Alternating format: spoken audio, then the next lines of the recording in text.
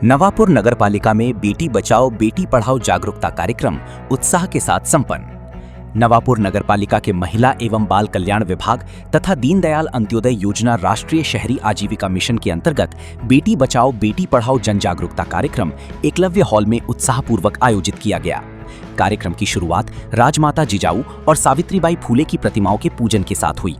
इस अवसर पर नगराध्यक्ष जयवंत जाधव, उप नगराध्यक्ष नरेंद्र नगराड़े, निर्माण सभापति भालचंद्र गावित, जलापूर्ति सभापति शरद पाटिल, महिला एवं बाल कल्याण सभापति सुरैया बी शाह, उप सभापति मनीषा मावजी, नगर सेवक अल्तम खाटिक, सौमित्र गावित तथा महिला एवं बाल विकास समन्वयक ज्योति पाठक सहित कई जनप्रतिनिधि और अधिकारी मौजूद रहे।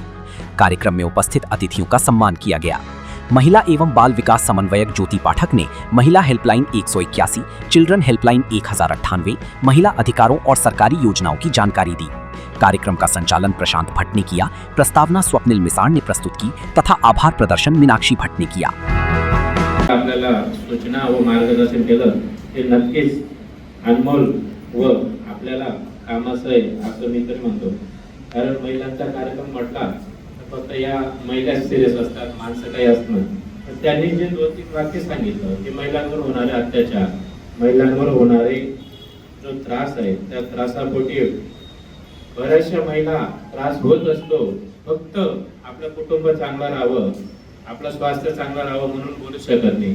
पण एक लिमिट असते, एक मर्यादा असते। मर्यादाच्या बाहेर जर गेलं तुम्हाला तुमचं ज्या व्यथा आहे, तुमचा जो त्रास आहे हा या सांगायला लागणार। आणि त्या सांगण्यासाठी त्याच्या ताईंनी सांगितलं की त्यांचं कार्यालय 24 तास चालू असतं।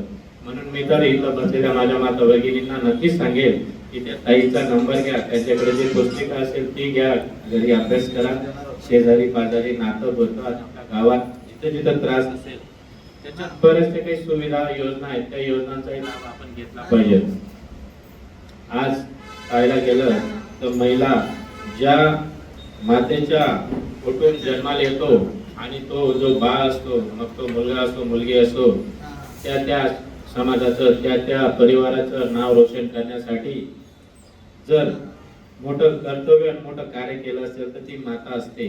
म्हणून इथं बसलेल्या सगळ्या माझ्या माता भगिनींना एकच सांगेल की नवापूर शहरामध्ये महिला भगिनींसाठी ज्या उपक्रम जे चांगले कार्यक्रम घेण्याचं नियोजन आम्ही भट साहेब, नवापूर नगरपालिकेचे प्रशासन, आमचं पूर्ण नगर सेवकांची पदाधिकारीची टीम आहे ती नक्कीच प्रयत्न करू।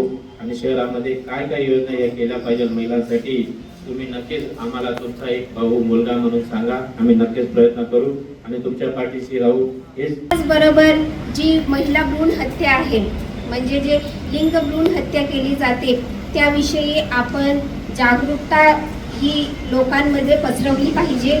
त्याचबरोबर गर्ल्स जे असतात म्हणजे मुलींना एज्युकेशन दिलं पाहिजे, जेणेकरून ते एज्युकेशन घेतील आणि त्याच्यानंतर ज्या त्यांच्यावर अत्याचार होतात, सेल्फ डिफेन्स किंवा अदर ॲक्टिव्हिटीज असतात त्या त्यांनी केल्या पाहिजे, जेणेकरून ते स्वतःला वाचवू शकतात आणि दुसऱ्या काही उपाय जे आहे ते करू शकतात। मुलगी असली तर तिचं आवर्षण करायचं, म्हणजे मुलगा कुळवंशाचा दिवा आणि मुलगी ही कन्यादानाचा आपल्यावर असलेला एक ओझं, तिला सांभाळायचं। पण तर ते कुठेतरी बंद व्हायला पाहिजे, कुठेतरी कमी व्हायला पाहिजे। मुलींचं स्वागत, मुलांना जेव्हा जन्म होतो ना मुलांचा, तर आपण पेढे वाटतो बघा, किती थाटामाटात त्यांचं स्वागत करतो, तर तसं मुलींच्या जन्माचं पण व्हावं। तर त्यावेळेला आपल्या मोदी साहेबांनी सुरू केलेली होती आणि ती आतापर्यंत सुरू आहे।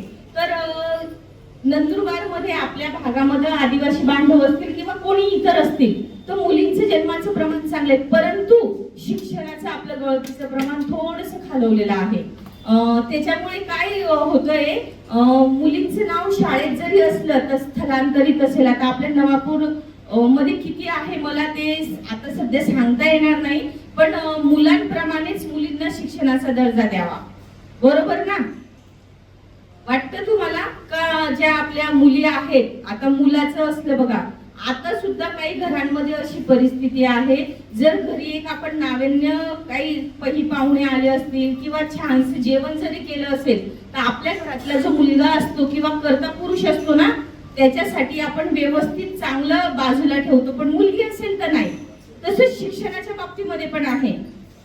ह्या कार्यक्रमाचा मुख्य उद्देश हा होता का नगरपालिकेअंतर्गत जे आपले बचत गट आहे किंवा नगरपालिकेअंतर्गत जे काही लाभार्थी आपले येतात त्या लाभार्थींपर्यंत आपल्या तालुक्यामध्ये काय मुलींच्या बाबतची अडचण आहे, म्हणजे मुलींच्या शिक्षणाच्या बाबत काही आहे. जसं सरांनी सांगितलं का ऍक्शन प्लॅन तयार झालेला आहे, तसा ऍक्शन प्लॅन आपण आपल्या पंचायत समितीला पण तयार करतो बघा. ज्या वेळेला गावाचा विकास होतो, आराखडा तयार करतो का गावामध्ये कोणत्या अडीअडचणी आहे आणि गावामध्ये कोणत्या अडीअडचणी त्यांना आपण पुढे कसं नेणार, तसं नगरपालिकेमध्ये पण एक ऍक्शन प्लॅन आपला तयार होत असेल. म्हणजे मी बघितलेला नाहीये पण होत असेल. तर त्यावेळेला आपल्या मुलींच्या बाबतीत आपण काही नाविन्यपूर्ण करू शकतो का? सर तुम्हाला मी जास्त काही लेक्चर देणार नाही, फक्त हा उपक्रम आपल्याला एकदम सक्सेस कसा करायचा आहे जेणेकरून ह्या नवापूर तालुक्यामध्ये असा नाविन्यपूर्ण उपक्रम केलेला आहे का मुलींसाठीचा आहे तो. जीएम न्यूज के लिए जनक दलाल,